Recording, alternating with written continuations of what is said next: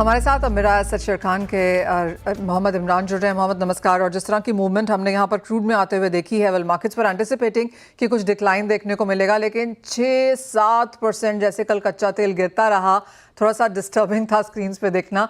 और अब भी हम यहाँ पर देख रहे हैं 1% की गिरावट के साथ कारोबार। First of all tariffs of course directly हम एनर्जी को यहाँ पर एग्जेम्प्ट होता हुआ देखे हैं, लेकिन ये कोलैटरल डैमेज है जो शायद क्रूड देख रहा है। आप कैसे देखते हैं प्राइसेस को? नमस्कार मनीषा जी। तो मैं तो अभी भी पहले भी बोला था और अभी भी क्रूड में काफी जो भी डेवलपमेंट हुए हैं वो इतने अच्छे नहीं लग रहे हैं। और क्रूड में हम 7 से 8 या अगेन 6 महीने में 8 से 10% की गिरावट देख सकते हैं, बिकॉज डिमांड स्लो डाउन होगा। यूएस इकोनॉमी में 25% जो ऑटोज पे टैरिफ लगाए हैं, तो उसमें भी काफी डिमांड डिटोरेशन होगा ऑटो सेक्टर से, बिकॉज ये जो सेक्टर है ये 40 से 45% का global crude oil demand consume करता है। तो अगर इसमें 1 या 2% का भी ऑटो सेल्स में गिरावट आती है, तो मोटा मोटी we can see that 0.5 million barrel per day का प्रोडक्शन डिमांड डिक्लाइन हो सकता है क्रूड ऑयल में।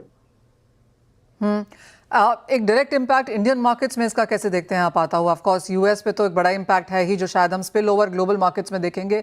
इंडियन मार्केट्स स्पेशली क्या सेंस है?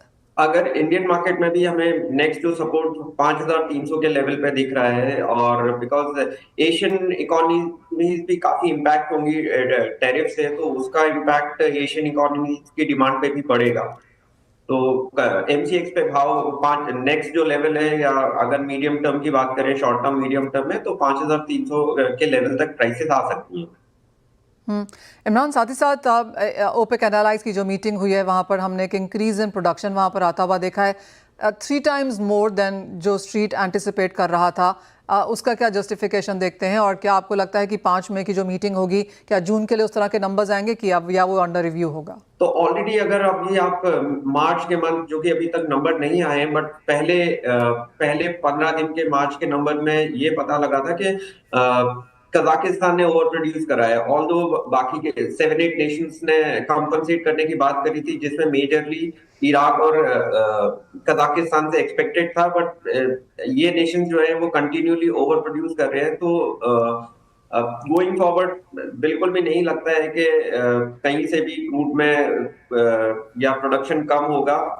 सिर्फ एक जो सिल्वर लाइनिंग क्रूड ऑयल में हो सकता है कि बिकॉज अगर क्रूड ऑयल प्राइसेस $60 के आसपास आ जाता है, तो यूएस शेल प्रोडक्शन जो है वो थोड़ा सा कम हो जाएगा। तो वो एक सपोर्ट लेवल लगता है लॉन्ग टर्म में। Fair point that. इमरान, बहुत शुक्रिया साथ जुड़ने के लिए। वेल वो सेंस है यहाँ पर इमरान की तरफ से आती हुई कि 6 महीने में हेडलाइन क्लियरली यही है कि 6 महीने में 8 से 10% की गिरावट हम कच्चे तेल में यहाँ से बनता हुआ देख पाएंगे। तो ऑफकोर्स एक फर्दर डाउन स्लाइड कच्चे तेल में एक्सपेक्टेड यहाँ से भी। वेल मेटल्स को आपकी स्क्रीन पे लेके आना चाहेंगे, क्योंकि वहाँ पर सेल ऑफ जारी है और ज़्यादातर जो मेटल रिलेटेड स्टॉक्स हैं वहाँ पर भी 4 से 7% तक की गिरावट आज देखने को मिली है। Ravi, copper complete sell off है, और जिस तरह की यूबीएस की रिपोर्ट है, बैंक ऑफ अमेरिका की रिपोर्ट है कि एक कोलैप्स एक्सपेक्ट किया जा सकता है कॉपर के प्राइसेस में, इन सब के चलते आपकी क्या सेंस है? जब से काफी हमने पहले भी कोशिश व्यक्त किया था, जब आपने भी वो प्रीमियम सीएमए एलएमई का जिक्र किया था। आई थिंक यही बेसिक चीज है जिससे कल जो शार्प सेल ऑफ था। सेकंड, कि अभी चाइना काउंटर मेजर्स लेगा, क्योंकि 54% के टैरिफ पे चाइना क्या एक्सपोर्ट कर पाएगा, वो भी मार्केट को अभी क्वेश्चन है। आज चाइना क्लोज है, एंड मींस के कल भी काफी एशियन मार्केट, आज भी काफी एशियन मार्केट क्लोज है। तो अभी तक जहां पे सबसे ज्यादा डेंट हुआ है वो ताइवान, कोरिया, इंडिया, चाइना, ये सब कंट्रीज से काउंटर मेजर्स कुछ आए नहीं। तो मार्केट उसका वेट करेगा, उस हिसाब से थोड़ा मेटल्स आज भी कोशिश है। कल एलएमई तक इतना ज्यादा करेक्शन नहीं था, जैसे ही लंदन खुला कल एक शार्प सेल ऑफ मार्केट में दिखा। रिस्पेक्ट आया या कोई बड़ी रिकवरी आए, उसके अभी कोई मुझे चांस नहीं दिख रहे। मुझे लग रहा है कॉपर अवॉइड करें, क्योंकि अभी भी यहाँ पे जो रेसिप्रोकल से टैरिफ में एग्जम्पशन मिला है, बट उसके ऊपर एक सेपरेट स्टडी चल रही है। अगर इस सेपरेट स्टडी में कुछ मेजर्स आते या फिर से इसमें टैरिफ का कोई सिनेरियो खड़ा होता है, तो बड़ा अनसर्टेनिटी अभी यहाँ और आ सकता है। तो मुझे लग रहा है कि यहाँ पे जिंक एंड एल्यूमिनियम, ये दो कमोडिटी में मुझे लग रहा है कि सेल ऑफ कंटिन्यू रहेगा, एंड थोड़ी डिमांड हर्ट होने के भी चांसेस है। एंड जिस हिसाब से रिसेशन की प्रोबेबिलिटी बढ़ती जा रही है, ग्लोबल हो या यूएस का, तो मुझे लग रहा है कि यहाँ पे सेलिंग प्रेशर कंटिन्यू होगा। कुछ उछाल पे एल्यूमिनियम बेचे 238 के करीब 242 के स्टॉप लॉस के साथ, और डाउन साइड 232 तक के लेवल की उम्मीद करनी चाहिए। एंड सेकंड जिंक में भी मुझे लग रहा है कि यहाँ भी करेक्शन की उम्मीद रखनी है। 262 का एक अल्टीमेट रेजिस्टेंस है। सेल ऑन राइज रहे 258 के करीब एंड डाउन साइड मुझे लग रहा है 248 तक के लेवल जिंक में दिखने चाहिए। तो ये दो कमोडिटी पे फोकस करें।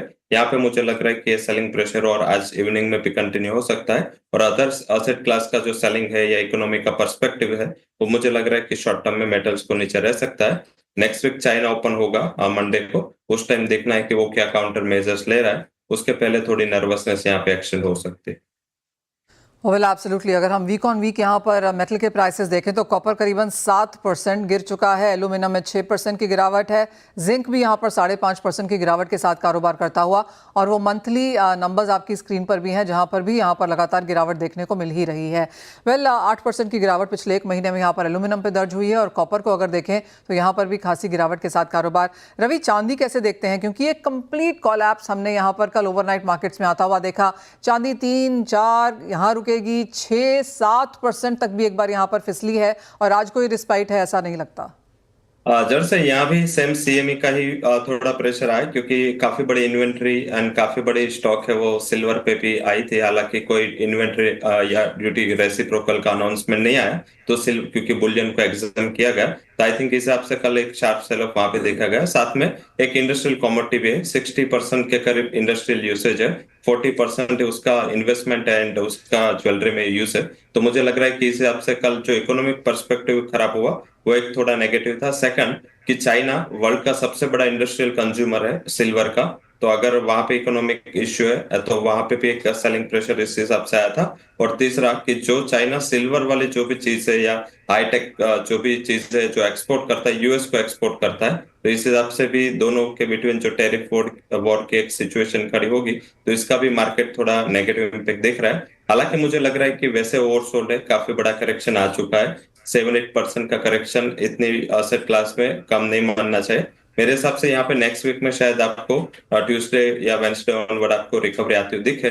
अभी सेल ऑन राइज का स्ट्रेटेजी रखे एंड डाउन साइड जो इंटरनेशनल मार्केट में 30.70 का इंपॉर्टेंट सपोर्ट है, शायद लग रहा है कि ये सपोर्ट टेस्ट हो सकता है। एंड डोमेस्टिक मार्केट में 90,000 मुझे लग रहा है एक साइकोलॉजिकल सपोर्ट बना रहेगा। इसके नीचे जाना मींस के एक उछाल के बिना पॉसिबल नहीं है, तो वहां भी मुझे लग रहा है कि 93,800 के स्टॉप लॉस के साथ उछाले पे बेच के काम करना चाहिए।